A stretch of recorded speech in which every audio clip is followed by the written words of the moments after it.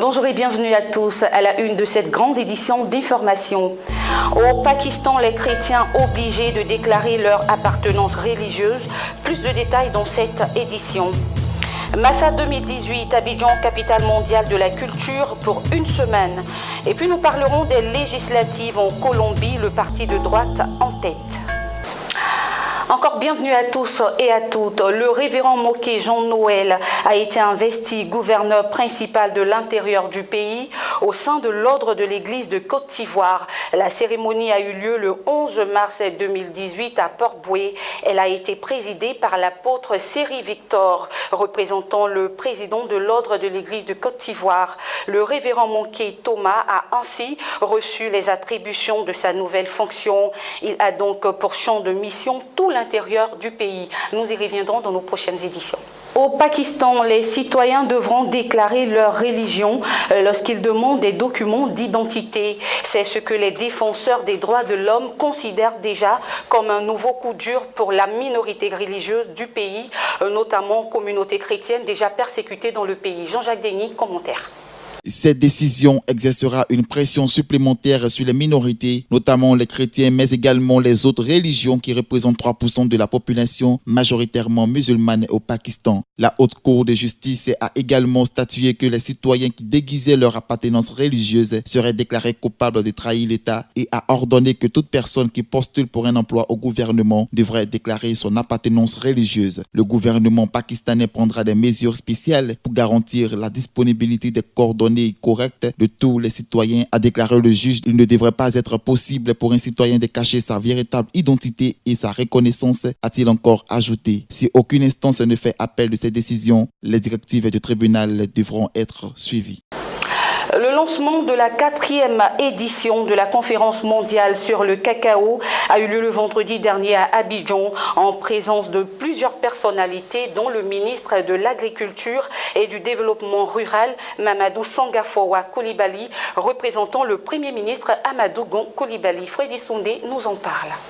1500 participants issus de 105 pays et membres d'environ 600 organisations qui sont attendus du 22 au 25 avril à Berlin en Allemagne, afin de prendre part au plus grand rendez-vous mondial des acteurs du secteur du cacao. La question de la chute des coûts du cacao, en dépit d'une relative embellie constatée ces derniers temps, demeure une préoccupation majeure de la conférence de Berlin devra dresser, a indiqué Jean-Marc Anga, le directeur exécutif de l'Organisation internationale du cacao. Pour lui, il s'agira pour ces milliers de participants durant 4 jours de discuter des défis du secteur du cacao. À cet effet, le ministre Mamadou Sangafowa Coulibaly a appelé à la solidarité de tous les acteurs du secteur. Après avoir évoqué les conséquences de la chute des cours du cacao sur l'économie ivoirienne en général et les producteurs en particulier. Pour rappel, le cacao représente 15% du PIB et 30% des recettes d'exportation de la Côte d'Ivoire. Le lancement de l'édition 2018 des perspectives économiques sur l'Afrique par la Banque africaine de développement BAD a eu lieu à Abidjan ce lundi 12 mars 2018. Estelle Traillot. Une publication très appréciée est signalée par des décideurs, des chercheurs et des experts sur les perspectives économiques en Afrique pour sa qualité d'analyse et ses recommandations pratiques sur la manière de traiter les questions cruciales de développement selon l'économiste en chef et vice-président chargé de la gouvernance économique et de la gestion du savoir, Célestin Monga. Cette publication fournit une vue d'ensemble des économies des 54 pays africains. Cependant, l'Afrique de l'Ouest qui couvre 15 pays sera passé en revue avec ses spécificités, défis, succès et perspectives. Après plusieurs années fastes, la croissance économique en Afrique de l'Ouest a stagné à 0,5% en 2016, mais elle a rebondi en 2017 pour atteindre 2,5% et devrait, selon les projections, s'élever à 3,8% en 2018 puis à 3,9% en 2019. Toutefois, ces performances économiques s'avèrent contrasté selon les pays. Le Nigeria demeure le poids lourd économique de la région avec 70% environ du PIB de l'Afrique de l'Ouest. On l'annonçait dans le sommaire, l'ouverture de la 10e édition du marché des arts et du spectacle d'Abidjan a été lancée par la grande chancelière le samedi 10 mars 2019. Ange Sacré, sans commentaire. Durant une semaine, plus de 1500 festivaliers en provenance des 5 continents se produiront sur les différentes scènes du marché des arts et du spectacle d'Abidjan, en abrégé Massa. Ce festival qui se tiendra à Abidjan ainsi qu'à Korogo et Yamoussoukro prendra fin le 17 mars prochain. Le ministre de la Culture et de la Francophonie, Maurice Bandama, a dit sa gratitude au nom du Premier ministre Amadou Gon Coulibaly aux festivaliers pour leur déplacement à Abidjan. Il s'est félicité de ce qu'Abidjan soit la capitale mondiale de la culture pendant une semaine. Le ministre a réitéré l'engagement du gouvernement à tout mettre en œuvre pour la réussite de cet événement et a assuré un séjour agréable aux festivaliers venus des 4 coins du monde. Le directeur général du Massa, le professeur Konaté, est revenu sur les innovations de cette édition du Massa qui s'étend à certaines villes de l'inconvénance du continent américain et de l'Asie. Pour rappel, le Massa 2010 a eu le soutien de l'Organisation internationale de la francophonie. Hors de chez nous à présent, une procédure a été lancée pour le retrait du statut de résident permanent à Ajay Gupta, l'un des pivots de la sulfureuse famille d'affaires Gupta, accusé de corruption le dimanche 11 mars 2018. Martial Kwasi. L'homme qui reste jusqu'à présent introuvable est recherché par la police pour corruption. Il risque alors de perdre l'accès aux services bancaires et ses papiers d'identité sud-africains. En effet, la famille Gupta d'origine indienne est sous le coup de plusieurs poursuites judiciaires dans des affaires de corruption dont certaines impliquent l'ancien président Jacob Zuma. Les autorités indiennes ont mené cette semaine des perquisitions dans plusieurs propriétés appartenant aux frères Gupta en Inde dans le cadre d'une enquête pour blanchiment d'argent. Ceci fait suite à la perquisition le mois dernier des propriétés des Gupta à Johannesburg dans le cadre d'une enquête pour corruption par la police sud-africaine. Ajay est considéré par la police comme en fuite pour échapper à la justice après ne pas s'être rendu à des convocations. 13 autres personnes sont accusées d'être impliquées dans une affaire de détournement par les Gupta de millions de dollars d'argent public destinés à des exploitations faîtières pauvres. Menée par Atul, la famille Gupta est arrivée en Afrique du Sud à partir de 1993, l'année précédant la chute du régime raciste de l'apartheid. Selon un rapport de la médiatrice de la République publié en 2016, les Gupta ont été impliqués dans la gestion des affaires de l'État sud-africain, dans la nomination de ministres sous la présidence de Jacob Zuma, aux pressions pour obtenir de juteux contrats publics. Le candidat à l'élection présidentielle du principal parti d'opposition en Sierra Leone, Julius Maada Bio, dévançait de peu celui du parti au pouvoir, Samora Kamara, selon les nouveaux résultats partiels publiés dimanche 11 mars 2018 par la commission électorale. Le candidat à l'élection présidentielle du principal parti d'opposition en Sierra Leone, Julius Maada Bio, devance de peu celui du parti au pouvoir, Samora Kamara, selon les nouveaux résultats partiels publiés dimanche par la commission électorale.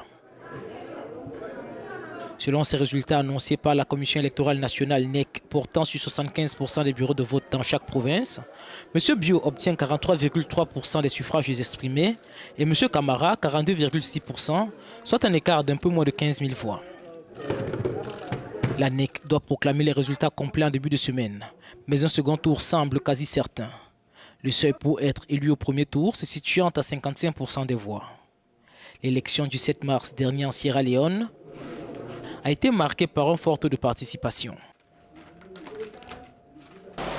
Pour la première fois de son histoire, les forces armées révolutionnaires de Colombie participent aux élections législatives, un scrutin duquel le parti de droit, qui jadis opposé à l'accord de paix, se casse la tête.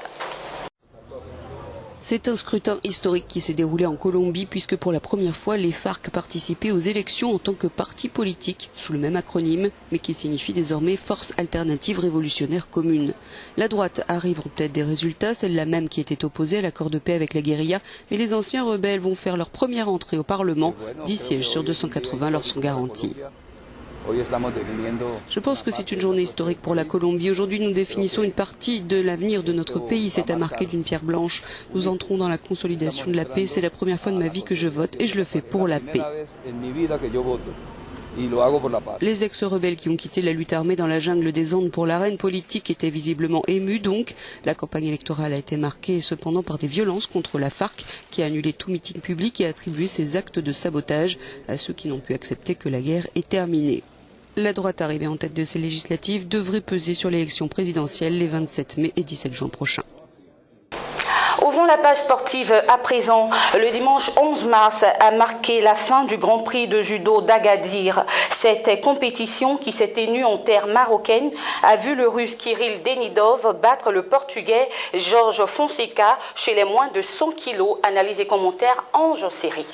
Fin ce dimanche du Grand Prix de judo d'Agadir avec la victoire du Russe Kirill Denisov chez les moins 100 kg sur le Portugais Roger Fonseca. Une joie immense pour le Russe qui a vu dans la catégorie des moins 90 kg son compatriote Kusen Kamuzalev rafler la médaille d'or en écrasant le Suisse Cyril Grosklos. Dans la catégorie des moins 78 kg, la finale entre l'Ukrainienne Yelizaveta Kalanina et la Slovène Anna-Marie Velensek a tenu toutes ses promesses. La chance fut du côté de la jeune Ukrainienne qui remporte pour une première la médaille d'or sur le circuit. La Russie, qui n'est pas l'unique nation à réaliser un doublé, a assisté également aux victoires des Allemands Meik Zech et au moins des 78 kg face à l'Ukrainienne Anastasia Torchin et Johannes Freisch chez les plus de 100 kg. Il domine en finale le Russe Anton Krivobokov.